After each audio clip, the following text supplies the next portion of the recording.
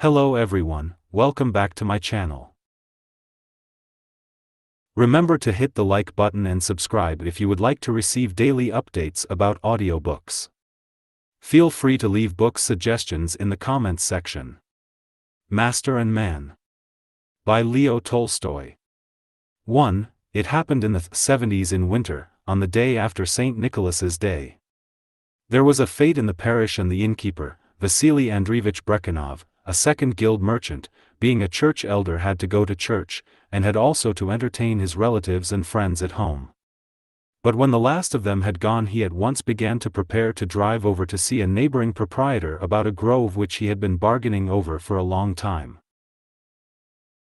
He was now in a hurry to start, lest buyers from the town might forestall him in making a profitable purchase. The youthful landowner was asking 10,000 rubles for the grove simply because Vasili Andreevich was offering 7,000. 7,000 was, however, only a third of its real value. Vasili Andreevich might perhaps have got it down to his own price, for the woods were in his district and he had a long-standing agreement with the other village dealers that no one should run up the price in another's district, but he had now learnt that some timber dealers from town meant to bid for the Goryakin grove, and he resolved to go at once and get the matter settled. So as soon as the feast was over, he took 700 rubles from his strong box, added to them 2,300 rubles of church money he had in his keeping, so as to make up the sum to 3,000, carefully counted the notes, and having put them into his pocketbook made haste to start. Nikita, the only one of Vasili Andreevich's laborers who was not drunk that day, ran to harness the horse. Nikita, though an habitual drunkard, was not drunk that day because since the last day before the fast, when he had drunk his coat and leather boots, he had sworn off drink and had kept his vow for 2 months, and was still keeping it despite the temptation of the vodka that had been drunk everywhere during the first 2 days of the feast. Nikita was a peasant of about 50 from a neighboring village, not a manager, as the peasant said of him, meaning that he was not the thrifty head of a household but lived most of his time away from home as a laborer. He was valued everywhere for his industry, dexterity, and strength at work, and still more for his kindly and pleasant temper. But he never settled down anywhere for long because about twice a year, or even oftener, he had a drinking bout, and then besides spending all his clothes on drink he became turbulent and quarrelsome. Vasili Andreevich himself had turned him away several times, but had afterwards taken him back again, valuing his honesty, his kindness to animals, and especially his cheapness. Vasili Andreevich did not pay Nikita the 80 rubles a year such a man was worth, but only about 40, which he gave him haphazard, in small sums, and even that mostly not in cash but in goods from his own shop and at high prices. Nikita's wife Martha, who had once been a handsome vigorous woman, managed the homestead with the help of her son and 2 daughters, and did not urge Nikita to live at home, first because she had been living for some 20 years already with a cooper, a peasant from another village who lodged in their house, and secondly because though she managed her husband as she pleased when he was sober, she feared him like fire when he was drunk. Once when he had got drunk at home, Nikita, probably to make up for his submissiveness when sober, broke open her box, took out her best clothes, snatched up an axe, and chopped all her undergarments and dresses to bits. All the wages Nikita earned went to his wife, and he raised no objection to that.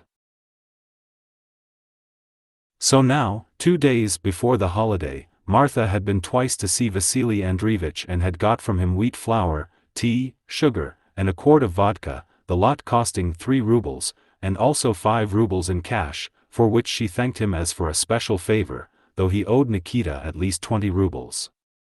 "What agreement did we ever draw up with you?" said Vasili Andreevich to Nikita.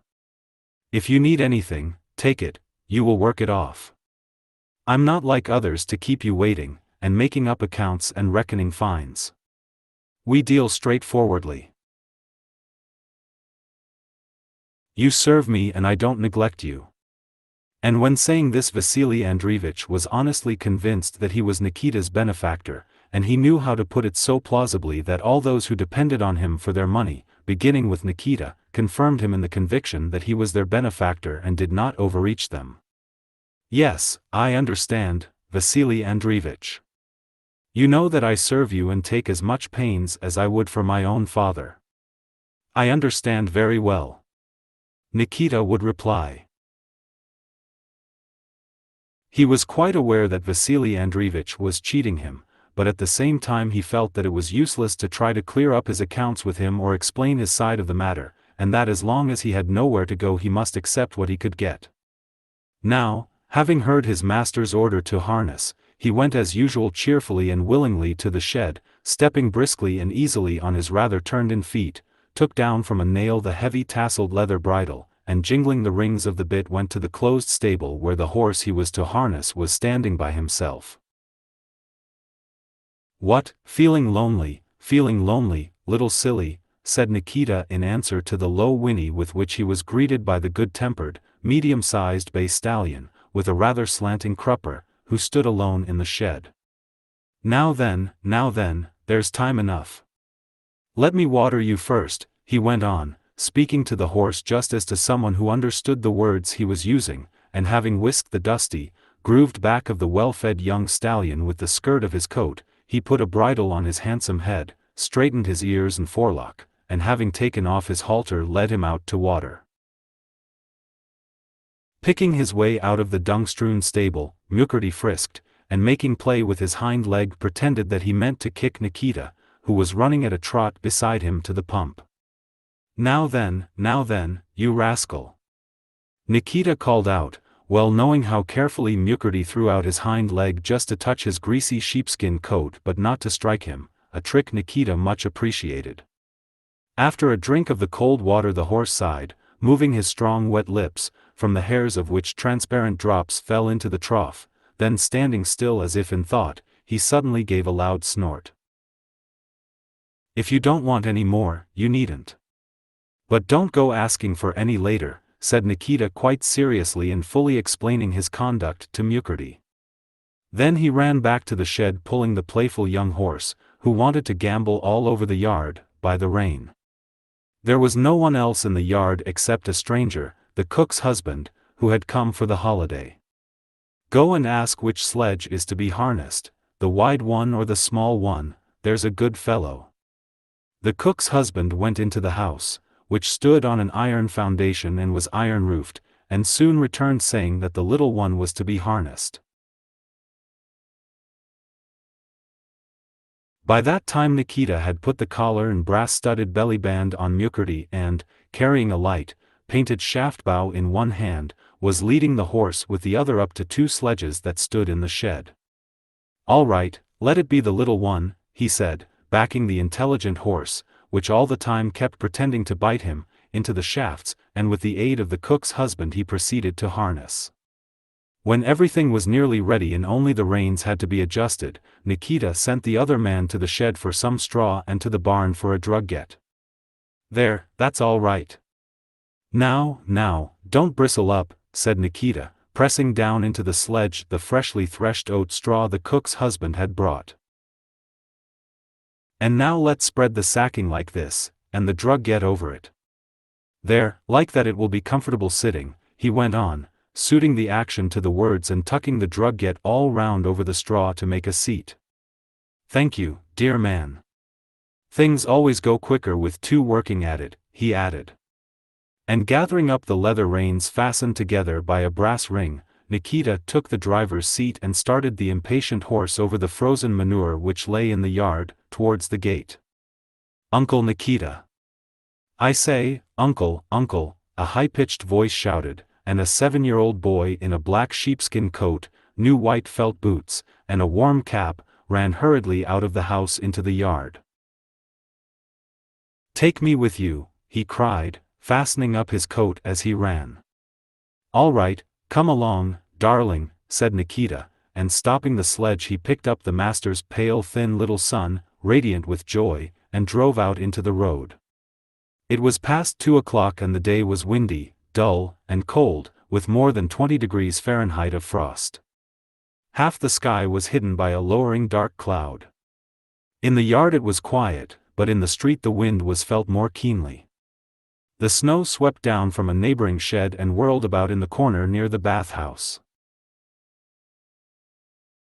Hardly had Nikita driven out of the yard and turned the horse's head to the house, before Vasili Andreevich emerged from the high porch in front of the house with a cigarette in his mouth and wearing a cloth-covered sheepskin coat tightly girdled low at his waist, and stepped onto the hard-trodden snow which squeaked under the leather soles of his felt boots, and stopped. Taking a last whiff of his cigarette, he threw it down, stepped on it, and letting the smoke escape through his mustache and looking askance at the horse that was coming up, began to tuck in his sheepskin collar on both sides of his ruddy face, clean-shaven except for the mustache, so that his breath should not moisten the collar. "See now. The young scamp is there already," he exclaimed when he saw his little son in the sledge. Vasili Andreevich was excited by the vodka he had drunk with his visitors, and so he was even more pleased than usual with everything that was his and all that he did. The sight of his son, whom he always thought of as his heir, now gave him great satisfaction. He looked at him, screwing up his eyes and showing his long teeth. His wife, pregnant, thin and pale, with her head and shoulders wrapped in a shawl so that nothing of her face could be seen but her eyes, stood behind him in the vestibule to see him off. "Now really, you ought to take Nikita with you," she said timidly, stepping out from the doorway. Vasili Andreevich did not answer. Her words evidently annoyed him and he frowned angrily and spat. "You have money on you," she continued in the same plaintive voice. "What if the weather gets worse? Do take him, for goodness sake." "Why? Don't I know the road that I must needs take a guide?" exclaimed Vasili Andreevich, uttering every word very distinctly and compressing his lips unnaturally, as he usually did when speaking to buyers and sellers. "Really, you ought to take him." "I beg you in God's name," his wife repeated, wrapping her shawl more closely round her head. "There, she sticks to it like a leech. Where am I to take him?" "I'm quite ready to go with you, Vasili Andreevich," said Nikita cheerfully. "But they must feed the horses while I am away," he added, turning to his master's wife. "I'll look after them, Nikita dear." "I'll tell Simon," replied the mistress. "Well, Vasili Andreevich, am I to come with you?" said Nikita, awaiting a decision. "It seems I must humor my old woman." "But if you're coming you'd better put on a warmer cloak," said Vasili Andreevich, smiling again as he winked at Nikita's short sheepskin coat, which was torn under the arms and at the back, was greasy and out of shape, frayed to a fringe round the skirt, and had endured many things in its lifetime. "Hey, dear man, come and hold the horse," shouted Nikita to the cook's husband, who was still in the yard. "No, I will myself, shrieked the little boy, pulling his hands, red with cold, out of his pockets, and seizing the cold leather reins. "Only don't be too long dressing yourself up." "Look alive," shouted Vasili Andreevich, grinning at Nikita. "Only a moment, father, Vasili Andreevich," replied Nikita, and running quickly with his inturned toes in his felt boots with their soles patched with felt, he hurried across the yard and into the workman's hut. "Arinushka! Get my coat down from the stove." "I'm going with the master," he said, as he ran into the hut and took down his girdle from the nail on which it hung. The workman's cook, who had had a sleep after dinner and was now getting the samovar ready for her husband, turned cheerfully to Nikita, and infected by his hurry began to move as quickly as he did, got down his miserable worn-out cloth coat from the stove where it was drying, and began hurriedly shaking it out and smoothing it down. "There now, you'll have a chance of a holiday with your good man," said Nikita, who from kind-hearted politeness always said something to anyone he was alone with. Then, drawing his worn narrow girdle round him, he drew in his breath, pulling in his lean stomach still more, and girdled himself as tightly as he could over his sheepskin. "There now," he said, addressing himself no longer to the cook but the girdle, as he tucked the ends in at the waist, "now you won't come undone." And working his shoulders up and down to free his arms, he put the coat over his sheepskin, arched his back more strongly to ease his arms, poked himself under the armpits, and took down his leather-covered mittens from the shelf. Now we're all right. You ought to wrap your feet up, Nikita. Your boots are very bad. Nikita stopped as if he had suddenly realized this. Yes, I ought to. But they'll do like this. It isn't far, and he ran out into the yard. Won't you be cold, Nikita? Said the mistress as he came up to the sledge. Cold? No, I'm quite warm, answered Nikita as he pushed some straw up to the forepart of the sledge so that it should cover his feet, and stowed away the whip, which the good horse would not need, at the bottom of the sledge. Vasili Andreevich, who was wearing 2 fur-lined coats one over the other, was already in the sledge, his broad back filling nearly its whole rounded width, and taking the reins he immediately touched the horse. Nikita jumped in just as the sledge started, and seated himself in front on the left side, with one leg hanging over the edge. 2. The good stallion took the sledge along at a brisk pace over the smooth frozen road through the village, the runners squeaking slightly as they went. Look at him hanging on there. Hand me the whip, Nikita, shouted Vasili Andreevich, evidently enjoying the sight of his heir, who standing on the runners was hanging on at the back of the sledge. I'll give it you. Be off to mama, you dog. The boy jumped down.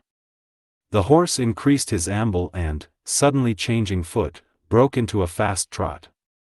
The crosses, the village where Vasili Andreevich lived, consisted of 6 houses. As soon as they had passed the blacksmith's hut, the last in the village, they realized that the wind was much stronger than they had thought. The road could hardly be seen. The tracks left by the sledge runners were immediately covered by snow, and the road was only distinguished by the fact that it was higher than the rest of the ground. There was a swirl of snow over the fields, and the line where sky and earth met could not be seen. The Taliatan forest, usually clearly visible, now only loomed up occasionally and dimly through the driving snowy dust. The wind came from the left, insistently blowing over to one side the mane on Mukurty's sleek neck and carrying aside even his fluffy tail, which was tied in a simple knot.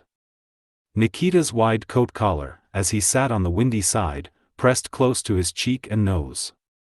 This road doesn't give him a chance, it's too snowy, said Vasili Andreevich, who prided himself on his good horse. I once drove to Pashutino with him in half an hour. What? Asked Nikita, who could not hear on account of his collar. I say I once went to Pashutino in half an hour, shouted Vasili Andreevich. It goes without saying that he's a good horse, replied Nikita. They were silent for a while. But Vasili Andreevich wished to talk. Well, did you tell your wife not to give the cooper any vodka? He began in the same loud tone, quite convinced that Nikita must feel flattered to be talking with so clever and important a person as himself, and he was so pleased with his jest that it did not enter his head that the remark might be unpleasant to Nikita. The wind again prevented Nikita's hearing his master's words. Vasili Andreevich repeated the jest about the cooper in his loud, clear voice. That's their business, Vasili Andreevich. I don't pry into their affairs. As long as she doesn't ill-treat our boy, God be with them. That's so, said Vasili Andreevich. Well, and will you be buying a horse in spring? He went on, changing the subject.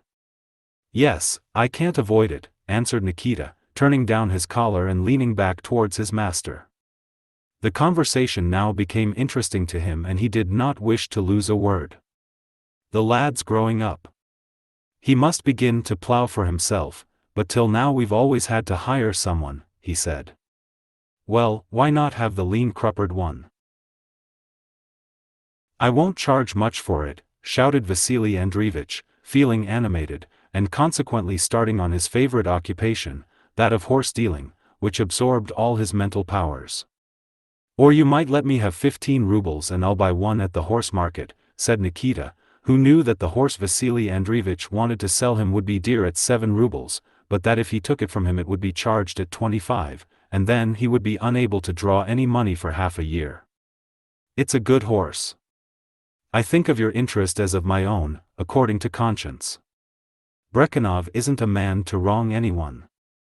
Let the loss be mine. I'm not like others. Honestly, he shouted in the voice in which he hypnotized his customers and dealers. It's a real good horse.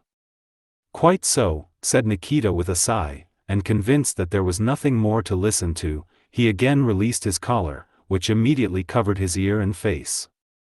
They drove on in silence for about half an hour. The wind blew sharply onto Nikita's side and arm where his sheepskin was torn. He huddled up and breathed into the collar which covered his mouth, and was not wholly cold. What do you think, shall we go through Karamyshevo or by the straight road? Asked Vasili Andreevich. The road through Karamyshevo was more frequented and was well marked with a double row of high stakes. The straight road was nearer but little used and had no stakes, or only poor ones covered with snow. Nikita thought a while. Though Karamyshevo is farther, it is better going, he said. But by the straight road, when once we get through the hollow by the forest, it's good going, sheltered, said Vasili Andreevich, who wished to go the nearest way. Just as you please, said Nikita, and again let go of his collar. Vasili Andreevich did as he had said, and having gone about half a verst came to a tall oak stake which had a few dry leaves still dangling on it, and there he turned to the left. On turning they faced directly against the wind, and snow was beginning to fall. Vasili Andreevich, who was driving, inflated his cheeks, blowing the breath out through his mustache. Nikita dozed. So they went on in silence for about 10 minutes. Suddenly Vasili Andreevich began saying something. What? Asked Nikita, opening his eyes. Vasili Andreevich did not answer, but bent over, looking behind them and then ahead of the horse. The sweat had curled Mukurty's coat between his legs and on his neck. He went at a walk. What is it? Nikita asked again. What is it? What is it? Vasili Andreevich mimicked him angrily. There are no stakes to be seen. We must have got off the road. Well, pull up then, and I'll look for it, said Nikita, and jumping down lightly from the sledge and taking the whip from under the straw, he went off to the left from his own side of the sledge. The snow was not deep that year, so that it was possible to walk anywhere, but still in places it was knee-deep and got into Nikita's boots. He went about feeling the ground with his feet and the whip, but could not find the road anywhere. Well, how is it? Asked Vasili Andreevich when Nikita came back to the sledge. There is no road this side. I must go to the other side and try there, said Nikita. There's something there in front. Go and have a look. Nikita went to what had appeared dark, but found that it was earth which the wind had blown from the bare fields of winter oats and had strewn over the snow, coloring it. Having searched to the right also, he returned to the sledge, brushed the snow from his coat, shook it out of his boots, and seated himself once more. We must go to the right, he said decidedly. The wind was blowing on our left before, but now it is straight in my face. Drive to the right, he repeated with decision. Vasili Andreevich took his advice and turned to the right, but still there was no road. They went on in that direction for some time. The wind was as fierce as ever and it was snowing lightly. It seems, Vasili Andreevich, that we have gone quite astray, Nikita suddenly remarked, as if it were a pleasant thing. What is that? He added, pointing to some potato vines that showed up from under the snow. Vasili Andreevich stopped the perspiring horse, whose deep sides were heaving heavily. What is it? Why, we are on the Zakharov lands. See where we've got to. Nonsense, retorted Vasili Andreevich. It's not nonsense, Vasili Andreevich. It's the truth, replied Nikita. You can feel that the sledge is going over a potato field, and there are the heaps of vines which have been carted here. It's the Zakharov factory land. Dear me, how we have gone astray, said Vasili Andreevich. What are we to do now? We must go straight on, that's all. We shall come out somewhere, if not at Zakharova, then at the proprietor's farm, said Nikita. Vasili Andreevich agreed, and drove as Nikita had indicated. So they went on for a considerable time. At times they came onto bare fields and the sledge runners rattled over frozen lumps of earth. Sometimes they got onto a winter rye field, or a fallow field on which they could see stalks of wormwood, and straws sticking up through the snow and swaying in the wind. Sometimes they came onto deep and even white snow, above which nothing was to be seen.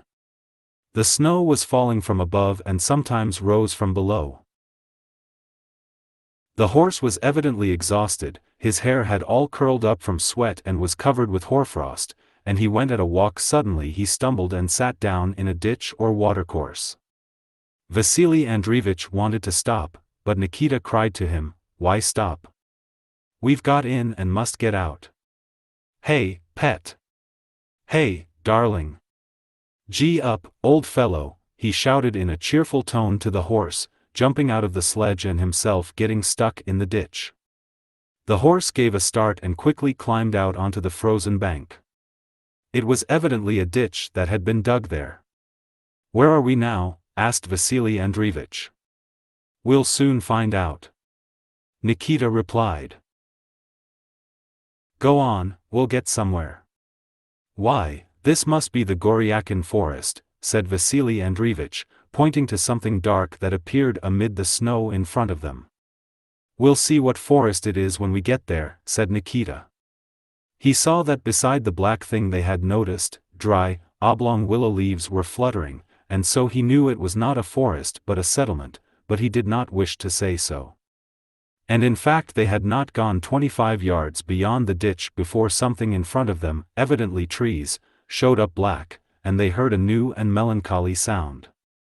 Nikita had guessed right, it was not a wood, but a row of tall willows with a few leaves still fluttering on them here and there. They had evidently been planted along the ditch round a threshing floor. Coming up to the willows, which moaned sadly in the wind, the horse suddenly planted his forelegs above the height of the sledge, drew up his hind legs also, pulling the sledge onto higher ground, and turned to the left, no longer sinking up to his knees in snow. They were back on a road. "Well, here we are, but heaven only knows where," said Nikita. The horse kept straight along the road through the drifted snow, and before they had gone another 100 yards the straight line of the dark wattle wall of a barn showed up black before them, its roof heavily covered with snow which poured down from it. After passing the barn the road turned to the wind and they drove into a snowdrift. But ahead of them was a lane with houses on either side, so evidently the snow had been blown across the road and they had to drive through the drift. And so in fact it was. Having driven through the snow they came out into a street. At the end house of the village some frozen clothes hanging on a line, shirts, one red and one white, trousers, leg bands, and a petticoat, fluttered wildly in the wind. The white shirt in particular struggled desperately, waving its sleeves about. "There now, either a lazy woman or a dead one has not taken her clothes down before the holiday," remarked Nikita, looking at the fluttering shirts. 3. At the entrance to the street the wind still raged and the road was thickly covered with snow, but well within the village it was calm, warm, and cheerful. At one house a dog was barking, at another a woman, covering her head with her coat, came running from somewhere and entered the door of a hut, stopping on the threshold to have a look at the passing sledge. In the middle of the village girls could be heard singing. Here in the village there seemed to be less wind and snow, and the frost was less keen. "Why, this is Grishkino," said Vasili Andreevich. "So it is," responded Nikita. It really was Grishkino, which meant that they had gone too far to the left and had traveled some 6 miles, not quite in the direction they aimed at, but towards their destination for all that. From Grishkino to Goryakin was about another 4 miles. In the middle of the village they almost ran into a tall man walking down the middle of the street. "Who are you?" shouted the man, stopping the horse, and recognizing Vasili Andreevich he immediately took hold of the shaft, went along it hand over hand till he reached the sledge, and placed himself on the driver's seat. He was Isay, a peasant of Vasili Andreevich's acquaintance, and well known as the principal horse thief in the district. "Ah, Vasili Andreevich. Where are you off to?" said Isay, enveloping Nikita in the odor of the vodka he had drunk. "We were going to Goryakin. And look where you've got to. You should have gone through Molchanovka." "Should have, but didn't manage it," said Vasili Andreevich, holding in the horse. "That's a good horse," said Isay, with a shrewd glance at Mukherjee, and with a practiced hand he tightened the loosened knot high in the horse's bushy tail. "Are you going to stay the night?" "No, friend. I must get on. Your business must be pressing." "And who is this?" "Ah, Nikita Stepanik." "Who else?" replied Nikita. "But I say, good friend, how are we to avoid going astray again?" "Where can you go astray here?" "Turn back straight down the street and then when you come out keep straight on. Don't take to the left. You will come out onto the high road, and then turn to the right." "And where do we turn off the high road?" "As in summer, or the winter way?" asked Nikita. "The winter way. As soon as you turn off you'll see some bushes, and opposite them there is a waymark, a large oak, one with branches, and that's the way." Vasili Andreevich turned the horse back and drove through the outskirts of the village. "Why not stay the night?" Isay shouted after them. But Vasili Andreevich did not answer and touched up the horse. For miles of good road, 2 of which lay through the forest, seemed easy to manage, especially as the wind was apparently quieter and the snow had stopped. Having driven along the trodden village street, darkened here and there by fresh manure, past the yard where the clothes hung out and where the white shirt had broken loose and was now attached only by one frozen sleeve, they again came within sound of the weird moan of the willows, and again emerged on the open fields. The storm, far from ceasing, seemed to have grown yet stronger. The road was completely covered with drifting snow, and only the stakes showed that they had not lost their way. But even the stakes ahead of them were not easy to see, since the wind blew in their faces. Vasili Andreevich screwed up his eyes, bent down his head, and looked out for the waymarks, but trusted mainly to the horse's sagacity, letting it take its own way. And the horse really did not lose the road but followed its windings, turning now to the right and now to the left and sensing it under his feet, so that though the snow fell thicker and the wind strengthened they still continued to see waymarks now to the left and now to the right of them. So they traveled on for about 10 minutes, when suddenly, through the slanting screen of wind-driven snow, something black showed up which moved in front of the horse. This was another sledge with fellow travelers. Mukherjee overtook them, and struck his hoofs against the back of the sledge in front of them. "Pass on, hey there, get in front," cried voices from the sledge. Vasili Andreevich swerved aside to pass the other sledge. In it sat 3 men and a woman, evidently visitors returning from a feast. One peasant was whacking the snow-covered croup of their little horse with a long switch, and the other 2 sitting in front waved their arms and shouted something. The woman, completely wrapped up and covered with snow, sat drowsing and bumping at the back. "Who are you?" shouted Vasili Andreevich. "From AA." was all that could be heard. "I say, where are you from?" "From AAA," one of the peasants shouted with all his might, but still it was impossible to make out who they were. "Get along." "Keep up," shouted another, ceaselessly beating his horse with the switch. "So you're from a feast, it seems. Go on, go on. Faster, Simon. Get in front. Faster." The wings of the sledges bumped against one another, almost got jammed but managed to separate, and the peasant's sledge began to fall behind. Their shaggy, big-bellied horse, all covered with snow, breathed heavily under the low shaft bow and, evidently using the last of its strength, vainly endeavored to escape from the switch, hobbling with its short legs through the deep snow which it threw up under itself. Its muzzle, young-looking, with the nether lip drawn up like that of a fish, nostrils distended and ears pressed back from fear, kept up for a few seconds near Nikita's shoulder and then began to fall behind. "Just see what liquor does," said Nikita. "They've tired that little horse to death. What pagans!" For a few minutes they heard the panting of the tired little horse and the drunken shouting of the peasants. Then the panting and the shouts died away, and around them nothing could be heard but the whistling of the wind in their ears and now and then the squeak of their sledge runners over a windswept part of the road.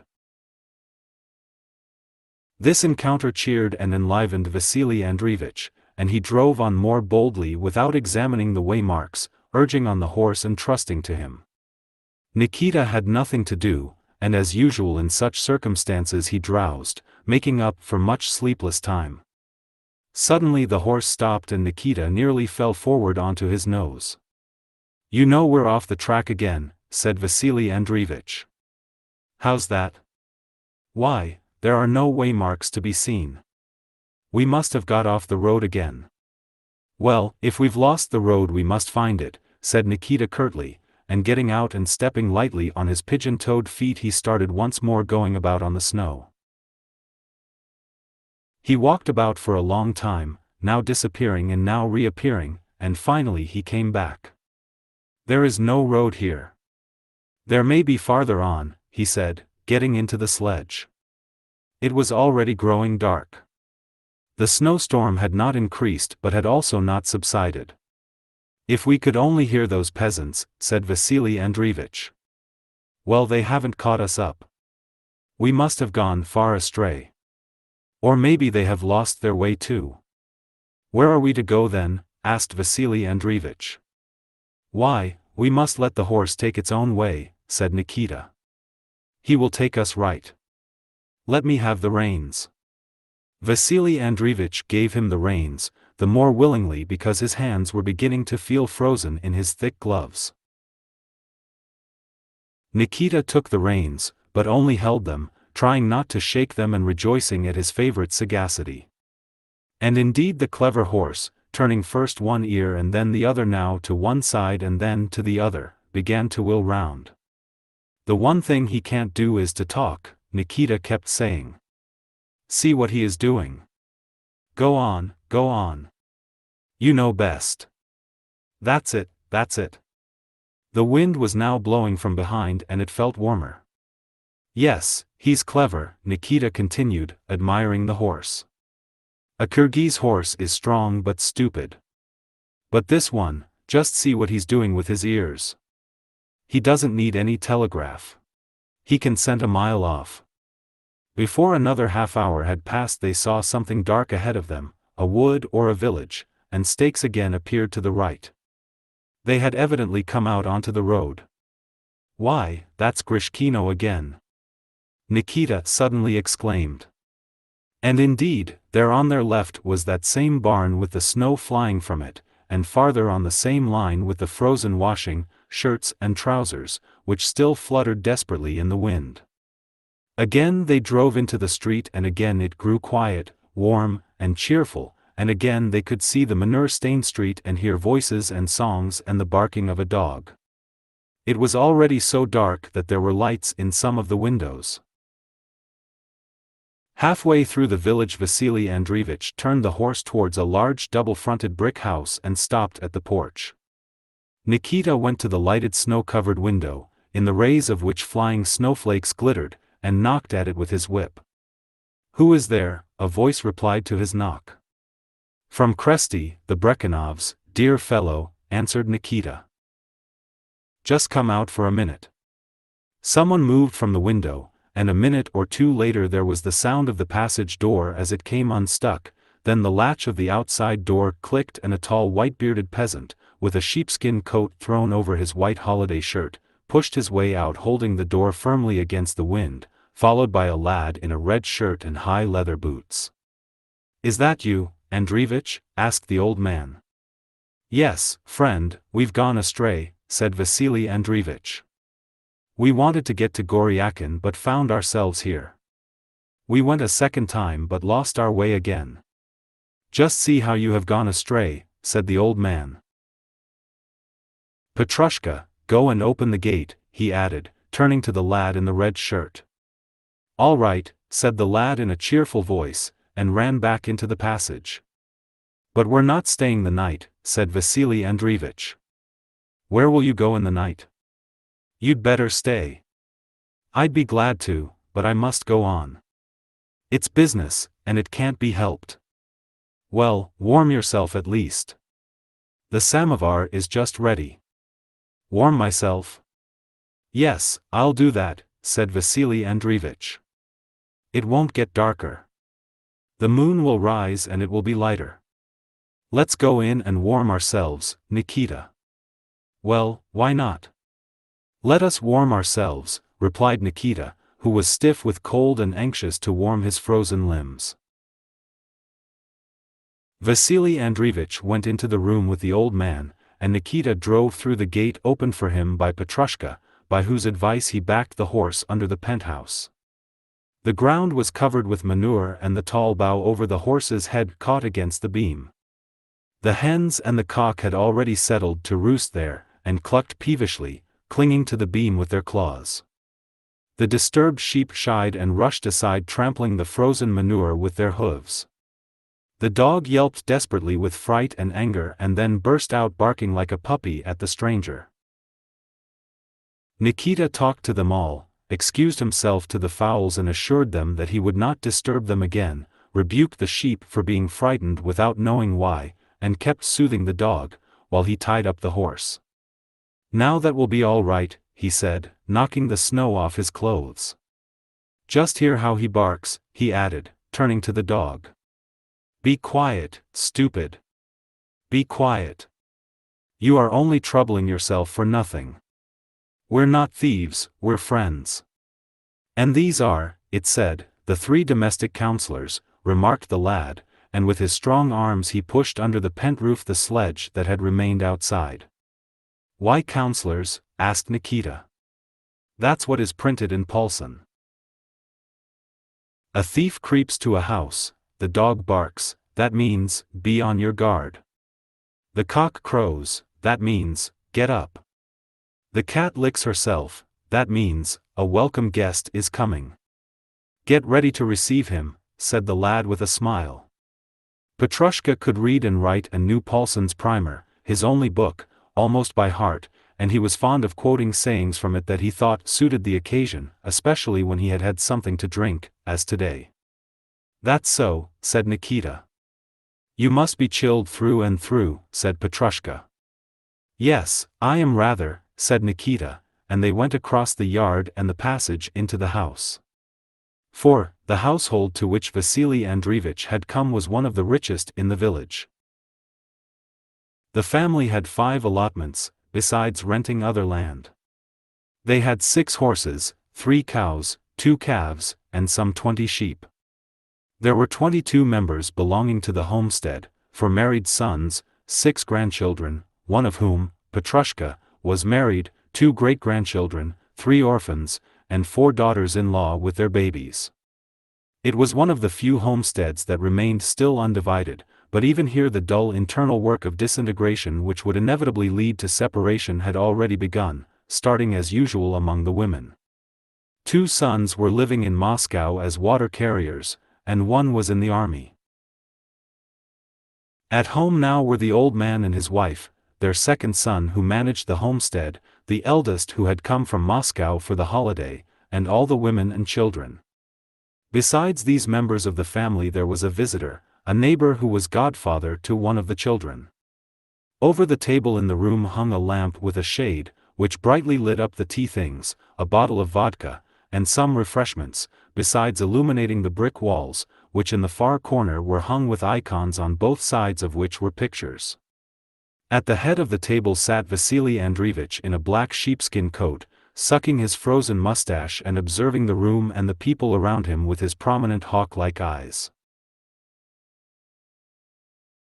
With him sat the old, bald, white-bearded master of the house in a white homespun shirt, and next him the son home from Moscow for the holiday, a man with a sturdy back and powerful shoulders and clad in a thin print shirt, then the second son, also broad-shouldered, who acted as head of the house, and then a lean red-haired peasant, the neighbor. Having had a drink of vodka and something to eat, they were about to take tea, and the samovar standing on the floor beside the brick oven was already humming. The children could be seen in the top bunks and on the top of the oven. A woman sat on a lower bunk with a cradle beside her. The old housewife, her face covered with wrinkles which wrinkled even her lips, was waiting on Vasili Andreevich. As Nikita entered the house, she was offering her guest a small tumbler of thick glass which she had just filled with vodka. "Don't refuse, Vasili Andreevich, you mustn't. Wish us a merry feast. Drink it, dear," she said. The sight and smell of vodka, especially now when he was chilled through and tired out, much disturbed Nikita's mind. He frowned, and having shaken the snow off his cap and coat, stopped in front of the icons as if not seeing anyone, crossed himself 3 times, and bowed to the icons.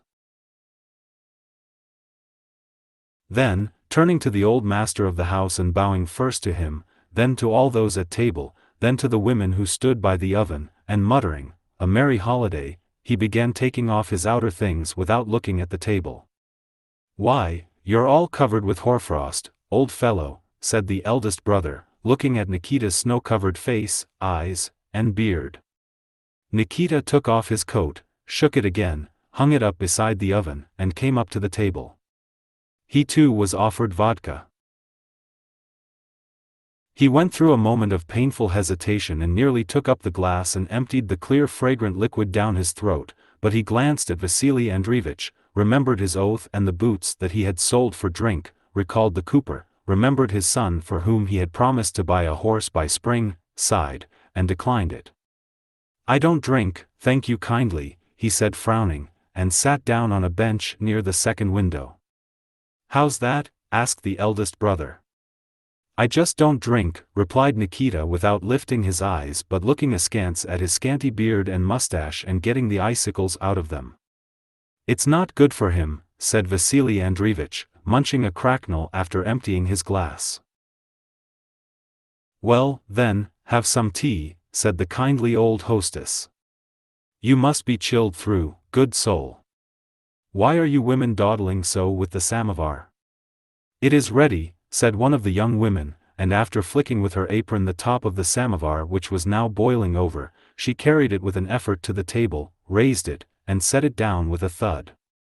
Meanwhile Vasili Andreevich was telling how he had lost his way, how they had come back twice to this same village, and how they had gone astray and had met some drunken peasants. Their hosts were surprised, explained where and why they had missed their way, said who the tipsy people they had met were, and told them how they ought to go. "A little child could find the way to Molchanovka from here. All you have to do is to take the right turning from the high road. There's a bush you can see just there." "But you didn't even get that far," said the neighbor. "You'd better stay the night. The women will make up beds for you," said the old woman persuasively. "You could go on in the morning and it would be pleasanter," said the old man, confirming what his wife had said. "I can't, friend." "Business," said Vasili Andreevich. "Lose an hour and you can't catch it up in a year," he added, remembering the grove and the dealers who might snatch that deal from him. "We shall get there, shan't we?" he said, turning to Nikita. Nikita did not answer for some time, apparently still intent on thawing out his beard and mustache. "If only we don't go astray again," he replied gloomily. He was gloomy because he passionately longed for some vodka, and the only thing that could assuage that longing was tea, and he had not yet been offered any. "But we have only to reach the turning and then we shan't go wrong. The road will be through the forest the whole way," said Vasili Andreevich. "It's just as you please, Vasili Andreevich. If we're to go, let us go," said Nikita, taking the glass of tea he was offered. "We'll drink our tea and be off." Nikita said nothing but only shook his head, and carefully pouring some tea into his saucer began warming his hands, the fingers of which were always swollen with hard work, over the steam. Then, biting off a tiny bit of sugar, he bowed to his hosts, said, "Your health," and drew in the steaming liquid. "If somebody would see us as far as the turning," said Vasili Andreevich. "Well, we can do that," said the eldest son. "Petrushka will harness and go that far with you." "Well, then, put in the horse, lad, and I shall be thankful to you for it." "Oh, what for, dear man?" said the kindly old woman. "We are heartily glad to do it." "Petrushka, go and put in the mare," said the eldest brother. "All right," replied Petrushka with a smile, and promptly snatching his cap down from a nail he ran away to harness. While the horse was being harnessed, the talk returned to the point at which it had stopped when Vasili Andreevich drove up to the window. The old man had been complaining to his neighbor, the village elder, about his third son who had not sent him anything for the holiday, though he had sent a French shawl to his wife. "The young people are getting out of hand," said the old man. "And how they do," said the neighbor. "There's no managing them. They know too much. There's Demochkin now, who broke his father's arm. It's all from being too clever, it seems." Nikita listened, watched their faces, and evidently would have liked to share in the conversation, but he was too busy drinking his tea and only nodded his head approvingly. He emptied one tumbler after another and grew warmer and warmer and more comfortable. The talk continued on the same subject for a long time, the harmfulness of a household dividing up, and it was clearly not an abstract discussion but concerned the question of a separation in that house, a separation demanded by the second son who sat there morosely silent.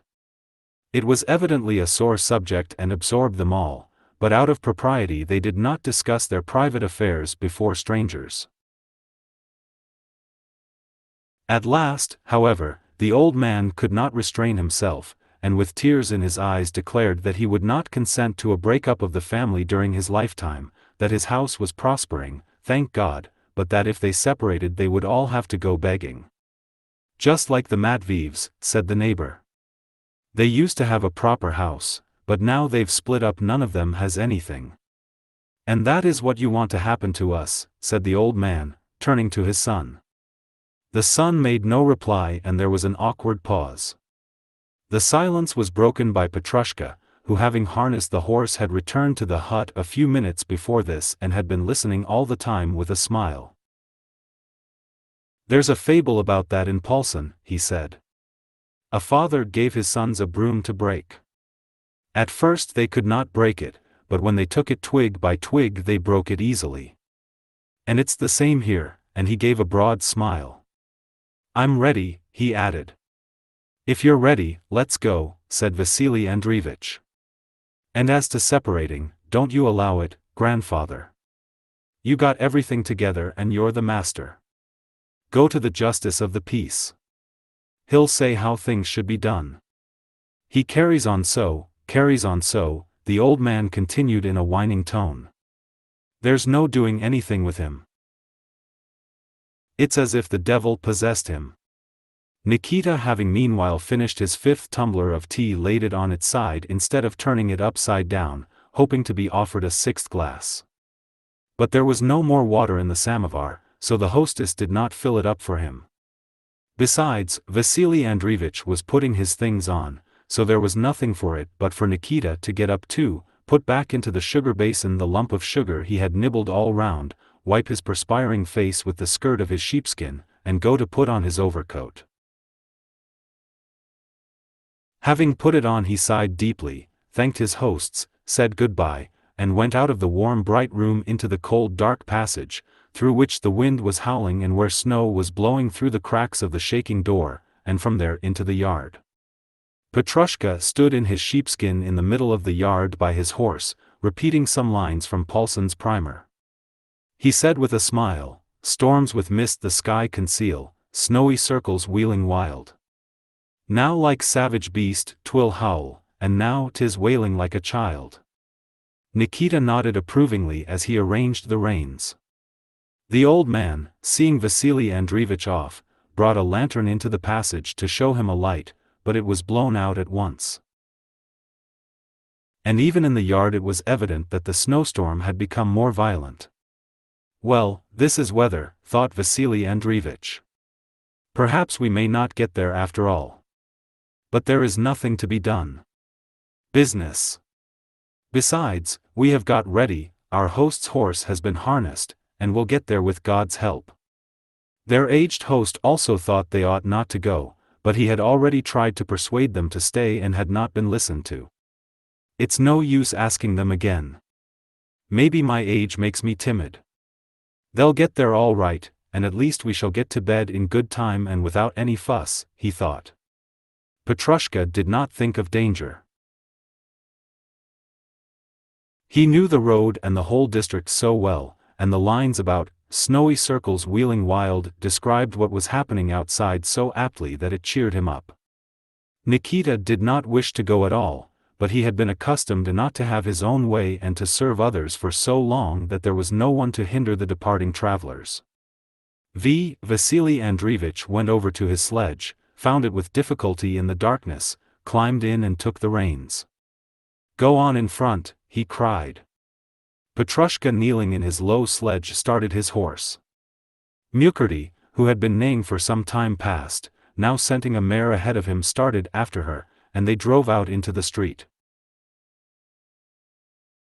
They drove again through the outskirts of the village and along the same road, past the yard where the frozen linen had hung, which, however, was no longer to be seen, past the same barn, which was now snowed up almost to the roof and from which the snow was still endlessly pouring, past the same dismally moaning, whistling, and swaying willows, and again entered into the sea of blustering snow raging from above and below.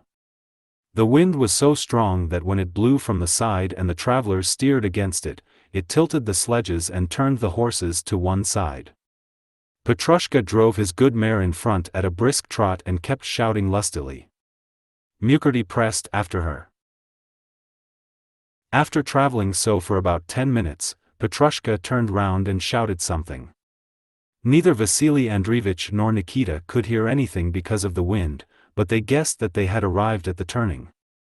In fact, Petrushka had turned to the right, and now the wind that had blown from the side blew straight in their faces, and through the snow they saw something dark on their right. It was the bush at the turning. "Well now, God speed you." "Thank you, Petrushka." "Storms with mist the sky conceal," shouted Petrushka as he disappeared. "There's a poet for you," muttered Vasili Andreevich, pulling at the reins. "Yes, a fine lad, a true peasant," said Nikita. They drove on. Nikita, wrapping his coat closely about him and pressing his head down so close to his shoulders that his short beard covered his throat, sat silently, trying not to lose the warmth he had obtained while drinking tea in the house. Before him he saw the straight lines of the shafts which constantly deceived him into thinking they were on a well-traveled road, and the horses swaying crupper with his knotted tail blown to one side, and farther ahead the high shaft bow and the swaying head and neck of the horse with its waving mane. Now and then he caught sight of a way sign, so that he knew they were still on a road and that there was nothing for him to be concerned about. Vasili Andreevich drove on, leaving it to the horse to keep to the road. But Nikita, though he had had a breathing space in the village, ran reluctantly, and seemed now and then to get off the road, so that Vasili Andreevich had repeatedly to correct him. "Here's a stake to the right, and another, and here's a third," Vasili Andreevich counted, "and here in front is the forest," thought he, as he looked at something dark in front of him. But what had seemed to him a forest was only a bush. They passed the bush and drove on for another 100 yards, but there was no fourth waymark nor any forest. "We must reach the forest soon," thought Vasili Andreevich, and animated by the vodka and the tea he did not stop but shook the reins, and the good obedient horse responded, now ambling, now slowly trotting in the direction in which he was sent, though he knew that he was not going the right way. 10 minutes went by, but there was still no forest. "There now, we must be astray again," said Vasili Andreevich, pulling up.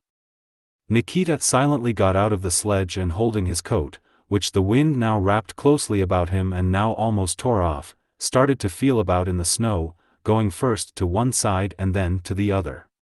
3 or 4 times he was completely lost to sight. At last he returned and took the reins from Vasili Andreevich's hand. "We must go to the right," he said sternly and peremptorily, as he turned the horse. "Well, if it's to the right, go to the right," said Vasili Andreevich, yielding up the reins to Nikita and thrusting his freezing hands into his sleeves. Nikita did not reply. "Now then, friend, stir yourself," he shouted to the horse, but in spite of the shake of the reins Mukherjee moved only at a walk. The snow in places was up to his knees, and the sledge moved by fits and starts with his every movement. Nikita took the whip that hung over the front of the sledge and struck him once. The good horse, unused to the whip, sprang forward and moved at a trot, but immediately fell back into an amble and then to a walk. So they went on for 5 minutes. It was dark and the snow whirled from above and rose from below, so that sometimes the shaft bow could not be seen. At times the sledge seemed to stand still and the field to run backwards. Suddenly the horse stopped abruptly, evidently aware of something close in front of him. Nikita again sprang lightly out, throwing down the reins, and went ahead to see what had brought him to a standstill, but hardly had he made a step in front of the horse before his feet slipped and he went rolling down an incline. "Whoa, whoa, whoa," he said to himself as he fell, and he tried to stop his fall but could not, and only stopped when his feet plunged into a thick layer of snow that had drifted to the bottom of the hollow. The fringe of a drift of snow that hung on the edge of the hollow, disturbed by Nikita's fall, showered down on him and got inside his collar. "What a thing to do," said Nikita reproachfully, addressing the drift and the hollow and shaking the snow from under his collar. "Nikita! Hey, Nikita!" shouted Vasili Andreevich from above. But Nikita did not reply. He was too occupied in shaking out the snow and searching for the whip he had dropped when rolling down the incline. Having found the whip he tried to climb straight up the bank where he had rolled down, but it was impossible to do so. He kept rolling down again, and so he had to go along at the foot of the hollow to find a way up. About 7 yards farther on he managed with difficulty to crawl up the incline on all fours, then he followed the edge of the hollow back to the place where the horse should have been. He could not see either horse or sledge, but as he walked against the wind he heard Vasili Andreevich's shouts and Mukherjee's neighing, calling him. "I'm coming! I'm coming! What are you cackling for?" he muttered. Only when he had come up to the sledge could he make out the horse, and Vasili Andreevich standing beside it and looking gigantic. "Where the devil did you vanish to?" "We must go back, if only to Grishkino," he began reproaching Nikita. "I'd be glad to get back, Vasili Andreevich, but which way are we to go? There is such a ravine here that if we once get in it we shan't get out again. I got stuck so fast there myself that I could hardly get out. What shall we do, then? We can't stay here. We must go somewhere," said Vasili Andreevich. Nikita said nothing. He seated himself in the sledge with his back to the wind, took off his boots, shook out the snow that had got into them, and taking some straw from the bottom of the sledge, carefully plugged with it a hole in his left boot. Vasili Andreevich remained silent, as though now leaving everything to Nikita. Having put his boots on again, Nikita drew his feet into the sledge, put on his mittens and took up the reins, and directed the horse along the side of the ravine. But they had not gone 100 yards before the horse again stopped short. The ravine was in front of him again. Nikita again climbed out and again trudged about in the snow. He did this for a considerable time and at last appeared from the opposite side to that from which he had started. "Vasili Andreevich, are you alive?" he called out. "Here," replied Vasili Andreevich. "Well, what now? I can't make anything out. It's too dark. There's nothing but ravines. We must drive against the wind again." They set off once more. Again Nikita went stumbling through the snow, again he fell in, again climbed out and trudged about, and at last quite out of breath he sat down beside the sledge. "Well, how now?" asked Vasili Andreevich. "Why, I am quite worn out and the horse won't go." "Then what's to be done?" "Why, wait a minute. Nikita went away again but soon returned. "Follow me," he said, going in front of the horse. Vasili Andreevich no longer gave orders but implicitly did what Nikita told him. "Here, follow me." Nikita shouted, stepping quickly to the right, and seizing the rein he led Mukherjee down towards a snowdrift. At first the horse held back, then he jerked forward, hoping to leap the drift, but he had not the strength and sank into it up to his collar. "Get out!" Nikita called to Vasili Andreevich, who still sat in the sledge, and taking hold of one shaft he moved the sledge closer to the horse. "It's hard, brother," he said to Mukherjee, "but it can't be helped. Make an effort. Now, just a little one," he shouted. The horse gave a tug, then another, but failed to clear himself and settled down again as if considering something. "Now, brother, this won't do," Nikita admonished him. "Now once more." Again Nikita tugged at the shaft on his side, and Vasili Andreevich did the same on the other. Mukherjee lifted his head and then gave a sudden jerk. "That's it. That's it," cried Nikita. "Don't be afraid, you won't sink." One plunge, another, and a third, and at last Mukherjee was out of the snowdrift, and stood still, breathing heavily and shaking the snow off himself. Nikita wished to lead him farther, but Vasili Andreevich, in his 2 fur coats, was so out of breath that he could not walk farther and dropped into the sledge. "Let me get my breath," he said, unfastening the kerchief with which he had tied the collar of his fur coat at the village. "It's all right here." "You lie there," said Nikita. "I will lead him along." And with Vasili Andreevich in the sledge he led the horse by the bridle about 10 paces down and then up a slight rise, and stopped. The place where Nikita had stopped was not completely in the hollow where the snow sweeping down from the hillocks might have buried them altogether, but still it was partly sheltered from the wind by the side of the ravine. There were moments when the wind seemed to abate a little, but that did not last long, and as if to make up for that respite the storm swept down with tenfold vigor and tore and whirled the more fiercely. Such a gust struck them at the moment when Vasili Andreevich, having recovered his breath, got out of the sledge and went up to Nikita to consult him as to what they should do. They both bent down involuntarily and waited till the violence of the squall should have passed. Mukherjee too laid back his ears and shook his head discontentedly. As soon as the violence of the blast had abated a little, Nikita took off his mittens, stuck them into his belt, breathed onto his hands, and began to undo the straps of the shaft bow. "What's that you are doing there?" asked Vasili Andreevich. "Unharnessing. What else is there to do?" "I have no strength left," said Nikita as though excusing himself. "Can't we drive somewhere?" "No, we can't. We shall only kill the horse."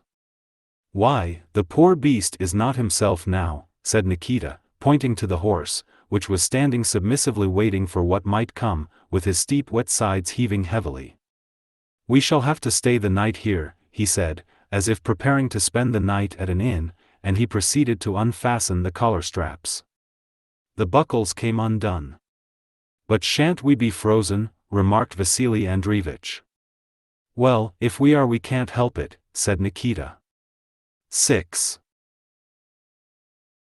Although Vasili Andreevich felt quite warm in his 2 fur coats, especially after struggling in the snowdrift, a cold shiver ran down his back on realizing that he must really spend the night where they were. To calm himself he sat down in the sledge and got out his cigarettes and matches. Nikita meanwhile unharnessed Mukherjee. He unstrapped the belly band and the back band, took away the reins, loosened the collar strap, and removed the shaft bow, talking to him all the time to encourage him. "Now come out. Come out," he said, leading him clear of the shafts. "Now we'll tie you up here and I'll put down some straw and take off your bridle. When you've had a bite you'll feel more cheerful."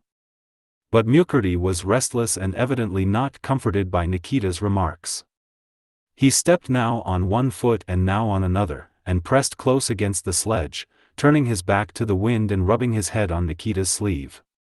Then, as if not to pain Nikita by refusing his offer of the straw he put before him, he hurriedly snatched a wisp out of the sledge, but immediately decided that it was now no time to think of straw and threw it down, and the wind instantly scattered it, carried it away, and covered it with snow. "Now we will set up a signal," said Nikita, and turning the front of the sledge to the wind he tied the shafts together with a strap and set them up on end in front of the sledge.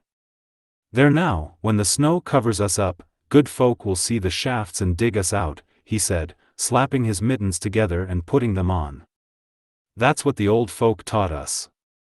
Vasili Andreevich meanwhile had unfastened his coat, and holding its skirts up for shelter, struck one sulphur match after another on the steel box. But his hands trembled, and one match after another either did not kindle or was blown out by the wind just as he was lifting it to the cigarette. At last a match did burn up, and its flame lit up for a moment the fur of his coat, his hand with the gold ring on the bent forefinger, and the snow-sprinkled oat straw that stuck out from under the drugget. The cigarette lighted, he eagerly took a whiff or two, inhaled the smoke, let it out through his mustache, and would have inhaled again, but the wind tore off the burning tobacco and whirled it away as it had done the straw. But even these few puffs had cheered him. "If we must spend the night here, we must," he said with decision. "Wait a bit, I'll arrange a flag as well," he added, picking up the kerchief which he had thrown down in the sledge after taking it from round his collar, and drawing off his gloves and standing up on the front of the sledge and stretching himself to reach the strap, he tied the handkerchief to it with a tight knot. The kerchief immediately began to flutter wildly, now clinging round the shaft, now suddenly streaming out, stretching and flapping. "Just see what a fine flag," said Vasili Andreevich, admiring his handiwork and letting himself down into the sledge. "We should be warmer together, but there's not room enough for two," he added. "I'll find a place," said Nikita. "But I must cover up the horse first, he sweated so, poor thing." "Let go," he added, drawing the drugget from under Vasili Andreevich. Having got the drugget he folded it in two, and after taking off the breech band and pad, covered Nikita with it. "Anyhow it will be warmer, silly," he said, putting back the breech band and the pad on the horse over the drugget. Then having finished that business he returned to the sledge, and addressing Vasili Andreevich, said, "You won't need the sackcloth, will you? And let me have some straw."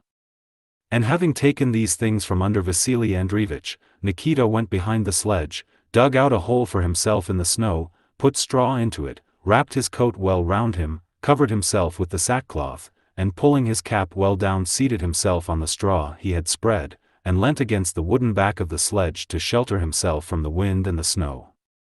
Vasili Andreevich shook his head disapprovingly at what Nikita was doing, as in general he disapproved of the peasant's stupidity and lack of education, and he began to settle himself down for the night.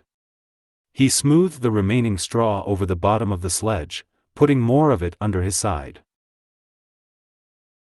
Then he thrust his hands into his sleeves and settled down, sheltering his head in the corner of the sledge from the wind in front. He did not wish to sleep.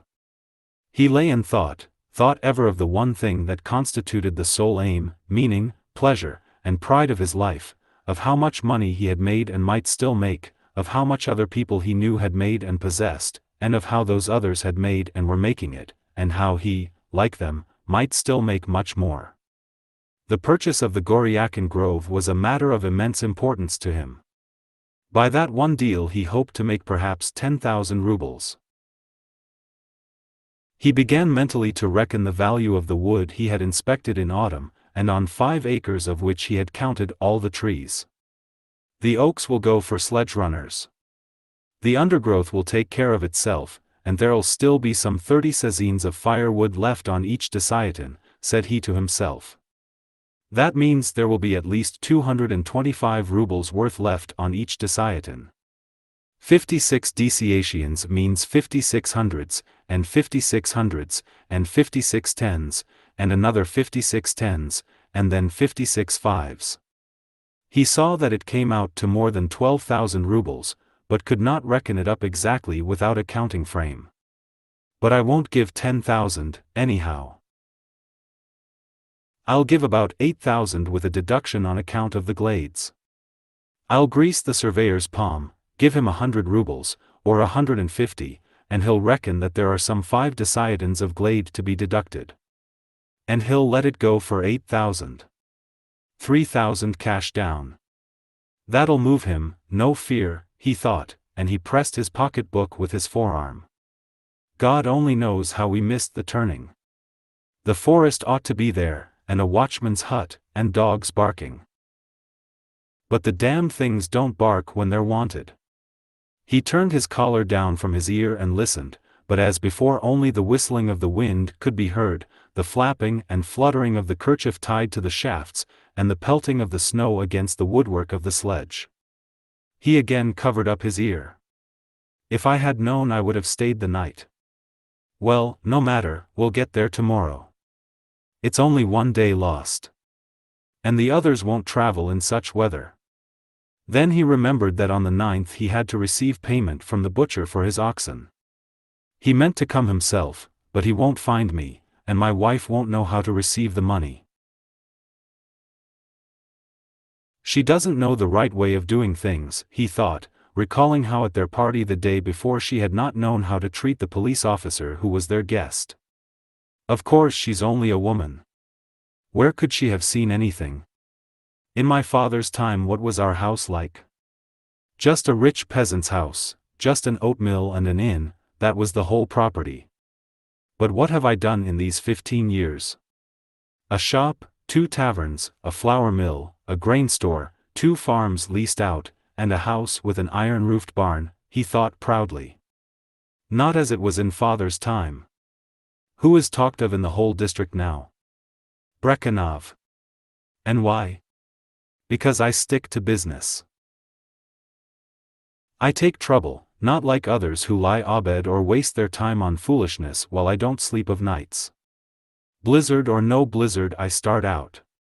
So business gets done. They think money-making is a joke. No, take pains and rack your brains. You get overtaken out of doors at night, like this, or keep awake night after night till the thoughts whirling in your head make the pillow turn, he meditated with pride. They think people get on through luck.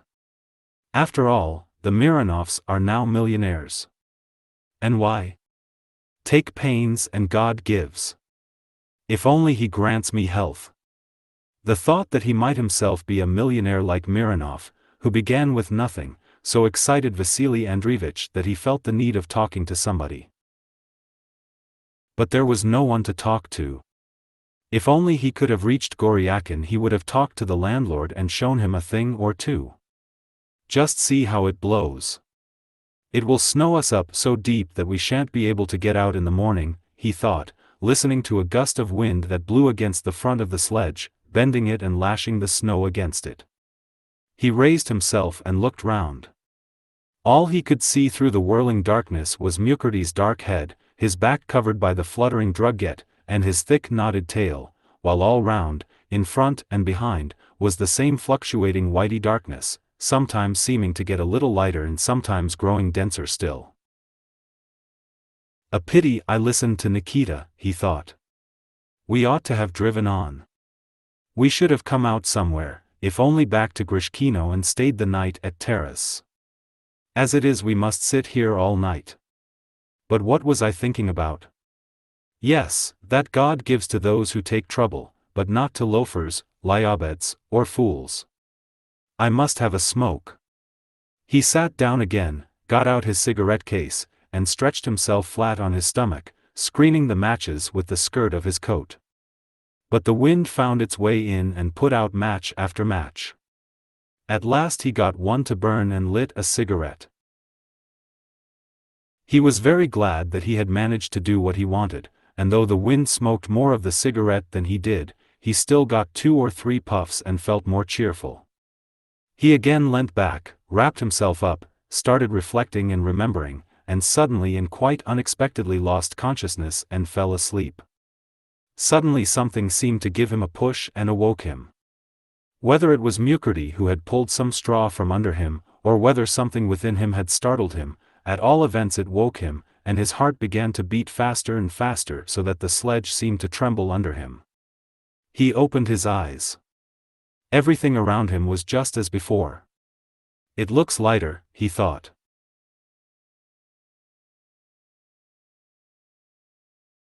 I expect it won't be long before dawn. But he at once remembered that it was lighter because the moon had risen. He sat up and looked first at the horse. Mukherjee still stood with his back to the wind, shivering all over. One side of the drugget, which was completely covered with snow, had been blown back, the breeching had slipped down and the snow-covered head with its waving forelock and mane were now more visible. Vasili Andreevich leant over the back of the sledge and looked behind. Nikita still sat in the same position in which he had settled himself. The sacking with which he was covered, and his legs, were thickly covered with snow. If only that peasant doesn't freeze to death. His clothes are so wretched. I may be held responsible for him. What shiftless people they are, such a want of education, thought Vasili Andreevich, and he felt like taking the drugget off the horse and putting it over Nikita, but it would be very cold to get out and move about and, moreover, the horse might freeze to death. Why did I bring him with me? It was all her stupidity, he thought, recalling his unloved wife, and he rolled over into his old place at the front part of the sledge. My uncle once spent a whole night like this, he reflected, and was all right. But another case came at once to his mind. But when they dug Sebastian out he was dead, stiff like a frozen carcass. If I'd only stopped the night in Grishkino all this would not have happened. And wrapping his coat carefully round him so that none of the warmth of the fur should be wasted but should warm him all over, neck, knees, and feet, he shut his eyes and tried to sleep again. But try as he would he could not get drowsy, on the contrary he felt wide awake and animated. Again he began counting his gains and the debts due to him, again he began bragging to himself and feeling pleased with himself and his position, but all this was continually disturbed by a stealthily approaching fear and by the unpleasant regret that he had not remained in Grishkino. How different it would be to be lying warm on a bench. He turned over several times in his attempts to get into a more comfortable position more sheltered from the wind, he wrapped up his legs closer, shut his eyes, and lay still. But either his legs in their strong felt boots began to ache from being bent in one position, or the wind blew in somewhere, and after lying still for a short time he again began to recall the disturbing fact that he might now have been lying quietly in the warm hut at Grishkino. He again sat up, turned about, muffled himself up, and settled down once more. Once he fancied that he heard a distant cock crow. He felt glad, turned down his coat collar and listened with strained attention, but in spite of all his efforts nothing could be heard but the wind whistling between the shafts, the flapping of the kerchief, and the snow pelting against the frame of the sledge. Nikita sat just as he had done all the time, not moving and not even answering Vasili Andreevich who had addressed him a couple of times. He doesn't care a bit, he's probably asleep, thought Vasili Andreevich with vexation, looking behind the sledge at Nikita who was covered with a thick layer of snow. Vasili Andreevich got up and lay down again some 20 times. It seemed to him that the night would never end. It must be getting near morning, he thought, getting up and looking around. Let's have a look at my watch. It will be cold to unbutton, but if I only know that it's getting near morning I shall at any rate feel more cheerful. We could begin harnessing. In the depth of his heart Vasili Andreevich knew that it could not yet be near morning, but he was growing more and more afraid, and wished both to get to know and yet to deceive himself. He carefully undid the fastening of his sheepskin, pushed in his hand, and felt about for a long time before he got to his waistcoat. With great difficulty he managed to draw out his silver watch with its enameled flower design, and tried to make out the time. He could not see anything without a light. Again he went down on his knees and elbows as he had done when he lighted a cigarette, got out his matches, and proceeded to strike one. This time he went to work more carefully, and feeling with his fingers for a match with the largest head and the greatest amount of phosphorus, lit it at the first try. Bringing the face of the watch under the light, he could hardly believe his eyes. It was only 10 minutes past 12. Almost the whole night was still before him. Oh, how long the night is, he thought, feeling a cold shudder run down his back, and having fastened his fur coats again and wrapped himself up, he snuggled into a corner of the sledge intending to wait patiently. Suddenly, above the monotonous roar of the wind, he clearly distinguished another new and living sound. It steadily strengthened, and having become quite clear diminished just as gradually. Beyond all doubt it was a wolf, and he was so near that the movement of his jaws as he changed his cry was brought down the wind. Vasili Andreevich turned back the collar of his coat and listened attentively. Nikita too strained to listen, moving his ears, and when the wolf had ceased its howling he shifted from foot to foot and gave a warning snort. After this Vasili Andreevich could not fall asleep again or even calm himself. The more he tried to think of his accounts, his business, his reputation, his worth and his wealth, the more and more was he mastered by fear, and regrets that he had not stayed the night at Grishkino dominated and mingled in all his thoughts. Devil take the forest. Things were all right without it, thank God. Ah, if we had only put up for the night, he said to himself. They say it's drunkards that freeze, he thought, and I have had some drink. And observing his sensations he noticed that he was beginning to shiver, without knowing whether it was from cold or from fear. He tried to wrap himself up and lie down as before, but could no longer do so. He could not stay in one position. He wanted to get up, to do something to master the gathering fear that was rising in him and against which he felt himself powerless. He again got out his cigarettes and matches, but only 3 matches were left and they were bad ones. The phosphorus rubbed off them all without lighting. The devil take you. Damn thing. Curse you, he muttered, not knowing whom or what he was cursing, and he flung away the crushed cigarette. He was about to throw away the matchbox too, but checked the movement of his hand and put the box in his pocket instead. He was seized with such unrest that he could no longer remain in one spot.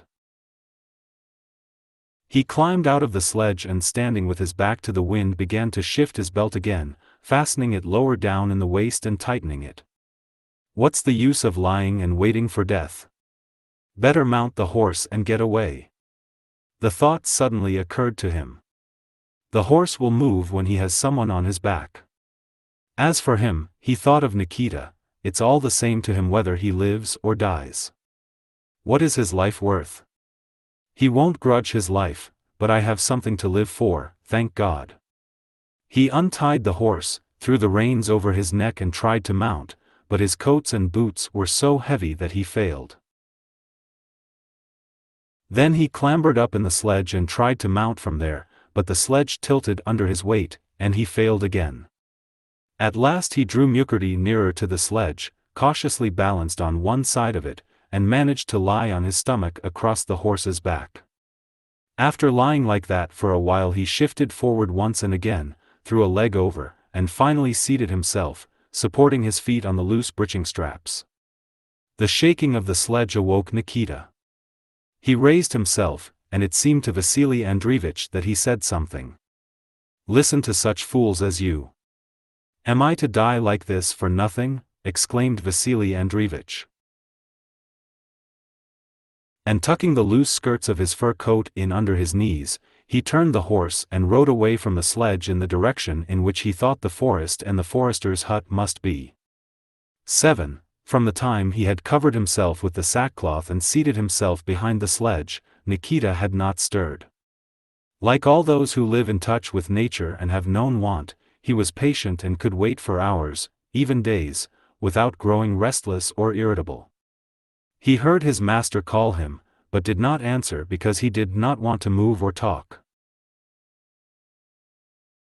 Though he still felt some warmth from the tea he had drunk and from his energetic struggle when clambering about in the snowdrift, he knew that this warmth would not last long and that he had no strength left to warm himself again by moving about, for he felt as tired as a horse when it stops and refuses to go further in spite of the whip, and its master sees that it must be fed before it can work again. The foot in the boot with a hole in it had already grown numb, and he could no longer feel his big toe. Besides that, his whole body began to feel colder and colder. The thought that he might, and very probably would, die that night occurred to him, but did not seem particularly unpleasant or dreadful. It did not seem particularly unpleasant, because his whole life had been not a continual holiday, but on the contrary an unceasing round of toil of which he was beginning to feel weary. And it did not seem particularly dreadful, because besides the masters he had served here, like Vasili Andreevich, he always felt himself dependent on the chief master, who had sent him into this life, and he knew that when dying he would still be in that master's power and would not be ill-used by him. It seems a pity to give up what one is used to and accustomed to. But there's nothing to be done, I shall get used to the new things. Sins, he thought, and remembered his drunkenness, the money that had gone on drink, how he had offended his wife, his cursing, his neglect of church and of the fasts, and all the things the priest blamed him for at confession. Of course they are sins. But then, did I take them on of myself? That's evidently how God made me. Well, and the sins? Where am I to escape to? So at first he thought of what might happen to him that night, and then did not return to such thoughts but gave himself up to whatever recollections came into his head of themselves.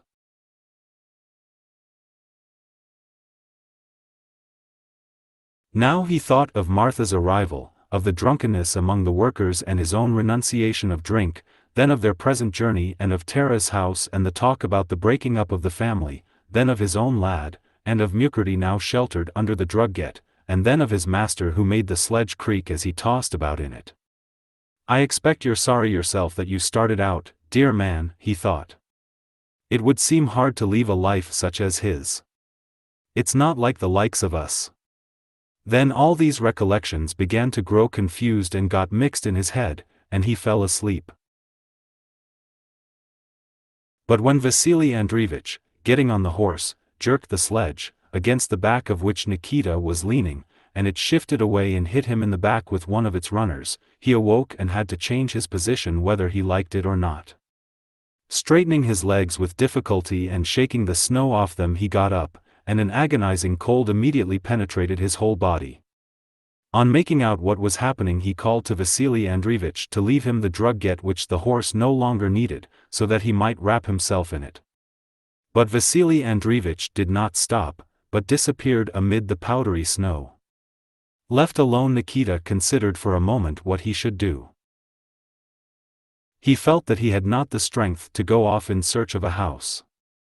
It was no longer possible to sit down in his old place, it was by now all filled with snow. He felt that he could not get warmer in the sledge either, for there was nothing to cover himself with, and his coat and sheepskin no longer warmed him at all.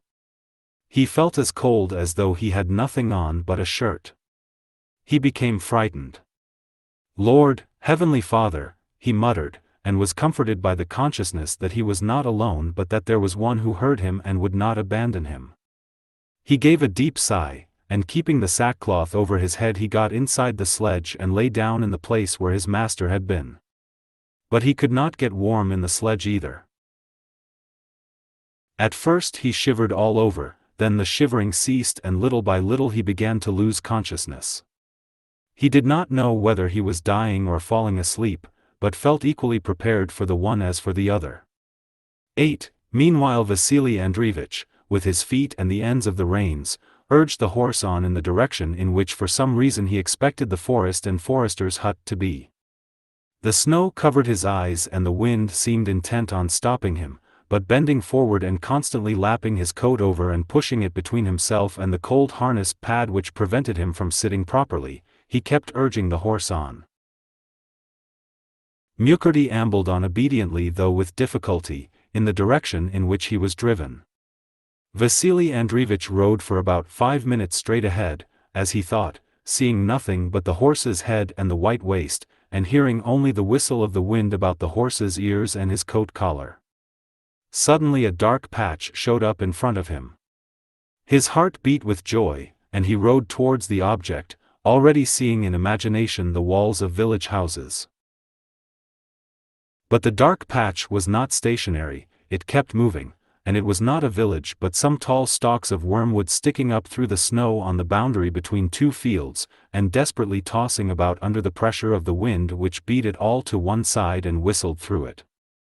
The sight of that wormwood tormented by the pitiless wind made Vasili Andreevich shudder, he knew not why, and he hurriedly began urging the horse on, not noticing that when riding up to the wormwood he had quite changed his direction and was now heading the opposite way, though still imagining that he was riding towards where the hut should be. But the horse kept making towards the right, and Vasili Andreevich kept guiding it to the left. Again something dark appeared in front of him. Again he rejoiced, convinced that now it was certainly a village. But once more it was the same boundary line overgrown with wormwood, once more the same wormwood desperately tossed by the wind and carrying unreasoning terror to his heart. But its being the same wormwood was not all, for beside it there was a horse's track partly snowed over. Vasili Andreevich stopped, stooped down and looked carefully. It was a horse track only partially covered with snow, and could be none but his own horse's hoofprints. He had evidently gone round in a small circle. I shall perish like that, he thought, and not to give way to his terror he urged on the horse still more, peering into the snowy darkness in which he saw only flitting and fitful points of light. Once he thought he heard the barking of dogs or the howling of wolves, but the sounds were so faint and indistinct that he did not know whether he heard them or merely imagined them, and he stopped and began to listen intently. Suddenly some terrible, deafening cry resounded near his ears, and everything shivered and shook under him. He seized Nikita's neck, but that too was shaking all over and the terrible cry grew still more frightful. For some seconds Vasili Andreevich could not collect himself or understand what was happening. It was only that Nikita, whether to encourage himself or to call for help, had neighed loudly and resonantly. "Ugh, you wretch! How you frightened me, damn you," thought Vasili Andreevich. But even when he understood the cause of his terror he could not shake it off. "I must calm myself and think things over," he said to himself, but yet he could not stop, and continued to urge the horse on, without noticing that he was now going with the wind instead of against it. His body, especially between his legs where it touched the pad of the harness and was not covered by his overcoats, was getting painfully cold, especially when the horse walked slowly.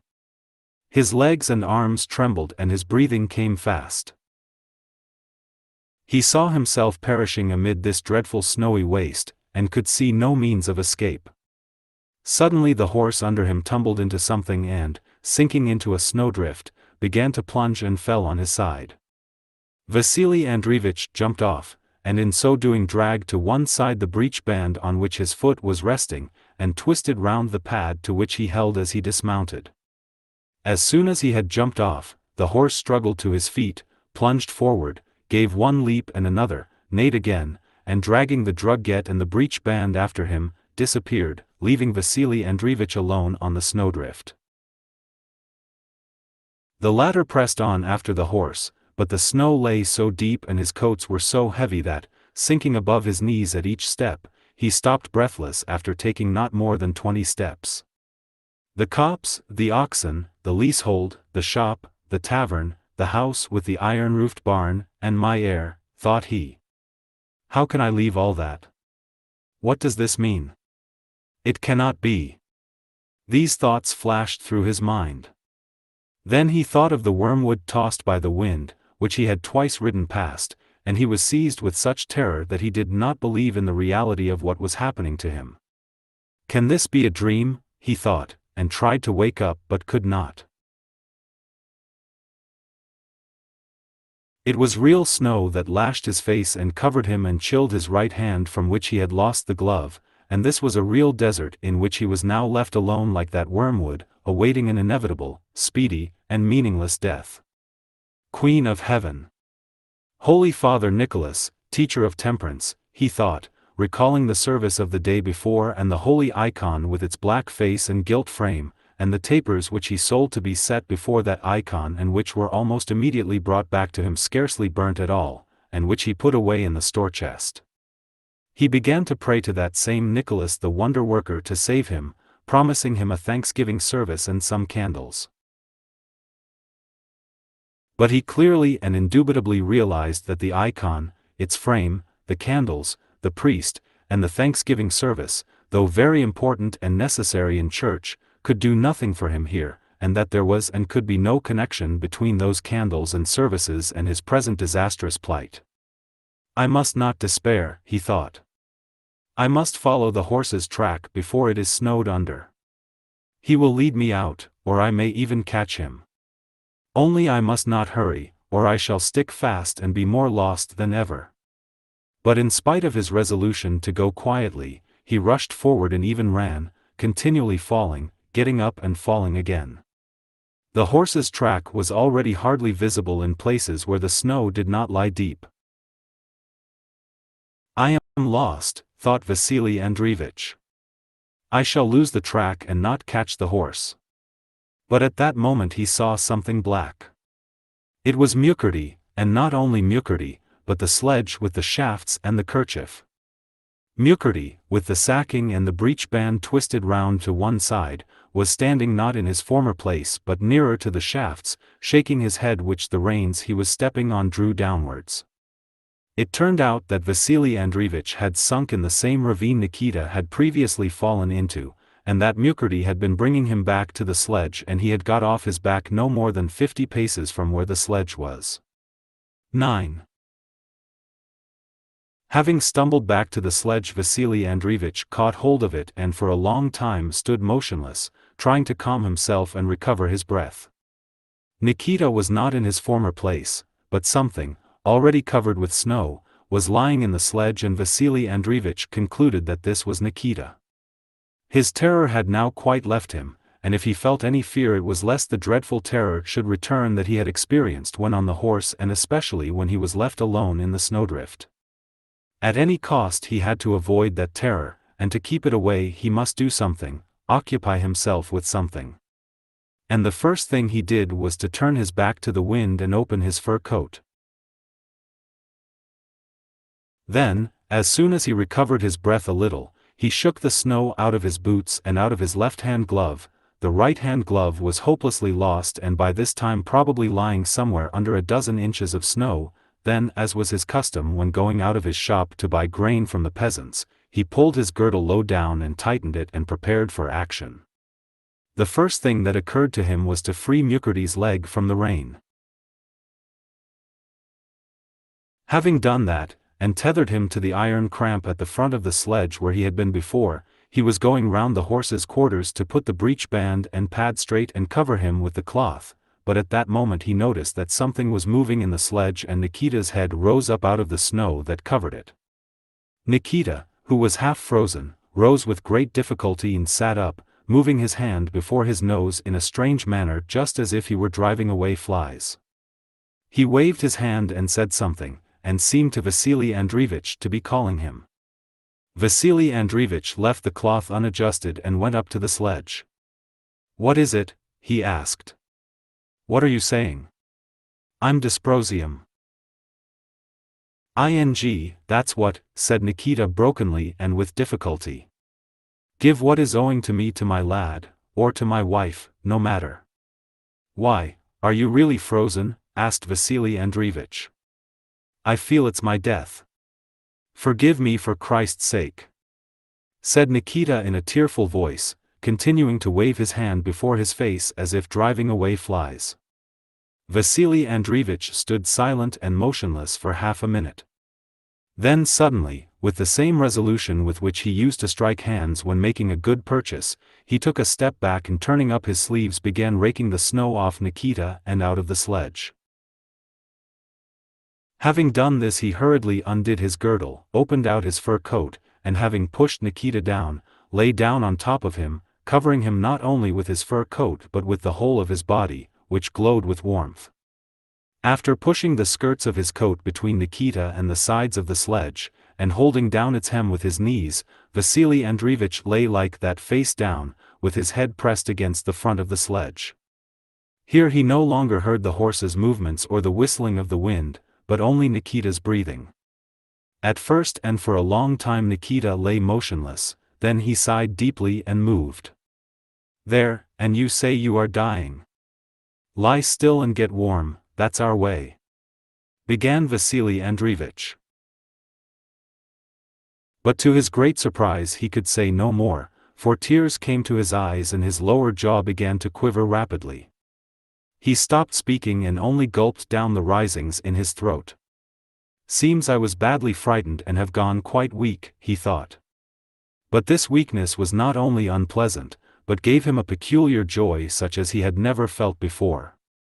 "That's our way," he said to himself, experiencing a strange and solemn tenderness. He lay like that for a long time, wiping his eyes on the fur of his coat and tucking under his knee the right skirt, which the wind kept turning up. But he longed so passionately to tell somebody of his joyful condition that he said, "Nikita." "It's comfortable, warm," came a voice from beneath. "There, you see, friend, I was going to perish. And you would have been frozen, and I should have." But again his jaws began to quiver and his eyes to fill with tears, and he could say no more. "Well, never mind," he thought. "I know about myself what I know." He remained silent and lay like that for a long time. Nikita kept him warm from below and his fur coats from above. Only his hands, with which he kept his coat skirts down round Nikita's sides, and his legs which the wind kept uncovering, began to freeze, especially his right hand which had no glove.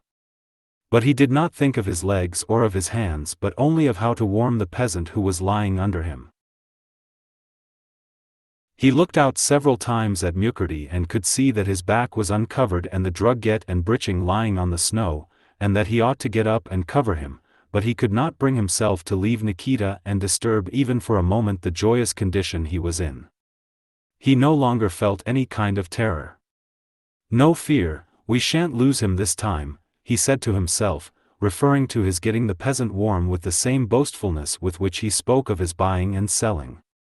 Vasili Andreevich lay in that way for 1 hour, another, and a third, but he was unconscious of the passage of time. At first impressions of the snowstorm, the sledge shafts, and the horse with the shaft bow shaking before his eyes, kept passing through his mind. Then he remembered Nikita lying under him, then recollections of the festival, his wife, the police officer, and the box of candles, began to mingle with these, then again Nikita, this time lying under that box, then the peasants, customers and traders, and the white walls of his house with its iron roof with Nikita lying underneath, presented themselves to his imagination. Afterwards all these impressions blended into one nothingness. As the colors of the rainbow unite into one white light, so all these different impressions mingled into one, and he fell asleep. For a long time he slept without dreaming, but just before dawn the visions recommenced. It seemed to him that he was standing by the box of tapers and that Tikhon's wife was asking for a 5-kopeck taper for the church fete. He wished to take one out and give it to her, but his hands would not lift, being held tight in his pockets. He wanted to walk round the box but his feet would not move and his new clean galoshes had grown to the stone floor, and he could neither lift them nor get his feet out of the galoshes. Then the taper box was no longer a box but a bed, and suddenly Vasili Andreevich saw himself lying in his bed at home. He was lying in his bed and could not get up. Yet it was necessary for him to get up because Ivan Matveyevich, the police officer, would soon call for him and he had to go with him, either to bargain for the forest or to put Mukherjee's breeching straight. He asked his wife, Nikolaevna, "Hasn't he come yet?" "No, he hasn't," she replied. "He heard someone drive up to the front steps. It must be him." "No, he's gone past." "Nikolaevna. I say, Nikolaevna, isn't he here yet?" No, he was still lying on his bed and could not get up, but was always waiting. And this waiting was uncanny and yet joyful. Then suddenly his joy was completed. He whom he was expecting came, not Ivan Matveich the police officer, but someone else, yet it was he whom he had been waiting for. He came and called him, and it was he who had called him and told him to lie down on Nikita. And Vasili Andreevich was glad that that one had come for him. "I'm coming," he cried joyfully, and that cry awoke him, but woke him up not at all the same person he had been when he fell asleep. He tried to get up but could not, tried to move his arm and could not, to move his leg and also could not, to turn his head and could not.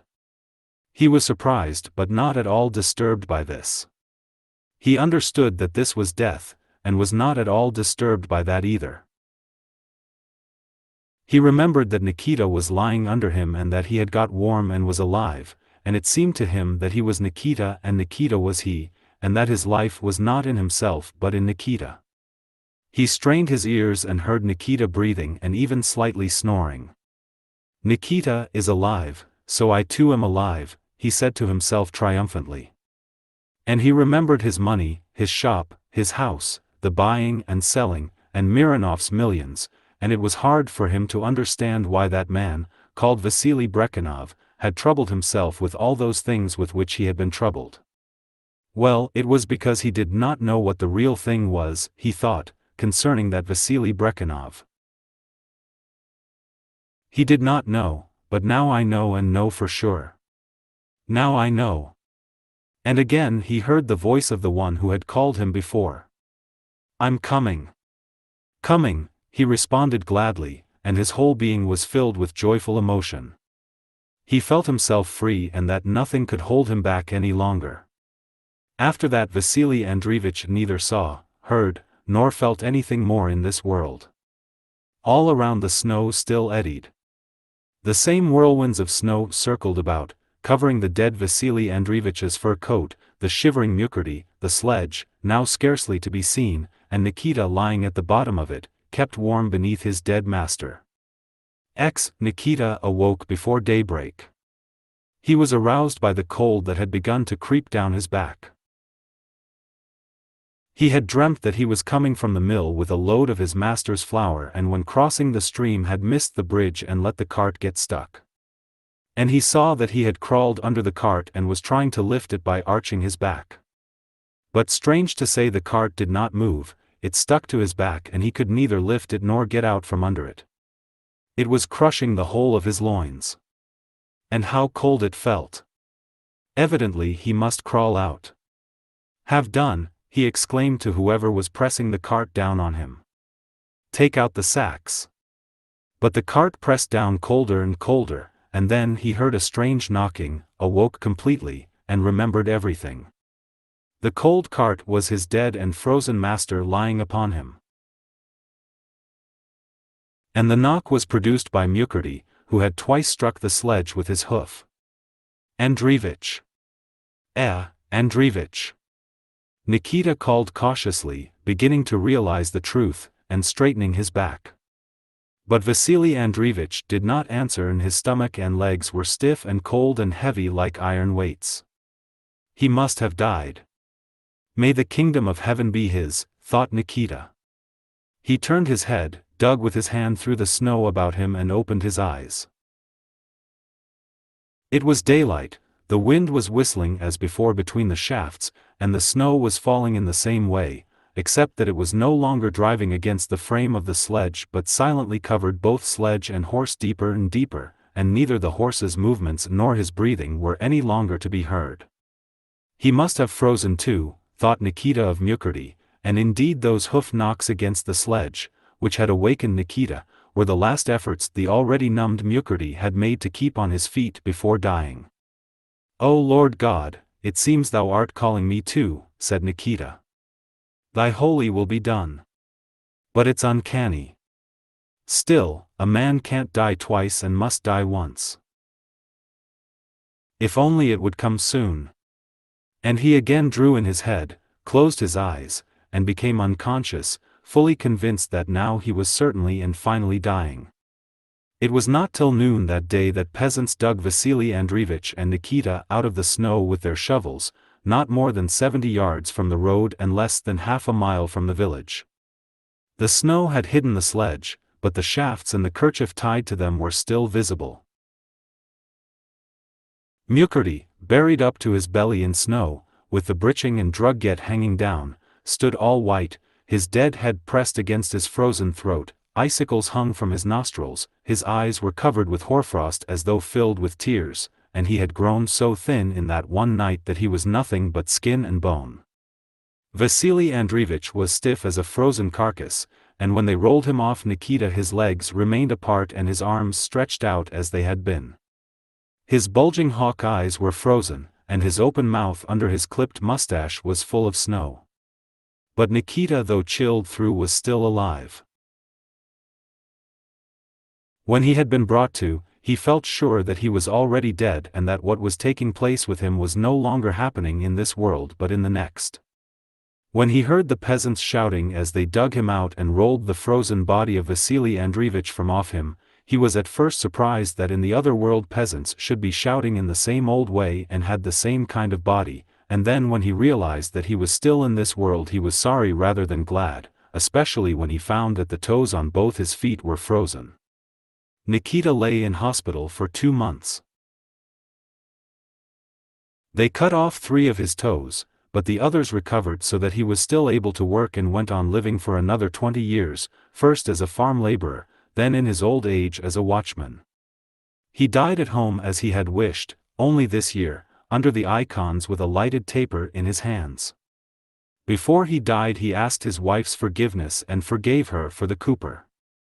He also took leave of his son and grandchildren, and died sincerely glad that he was relieving his son and daughter-in-law of the burden of having to feed him, and that he was now really passing from this life of which he was weary into that other life which every year and every hour grew clearer and more desirable to him.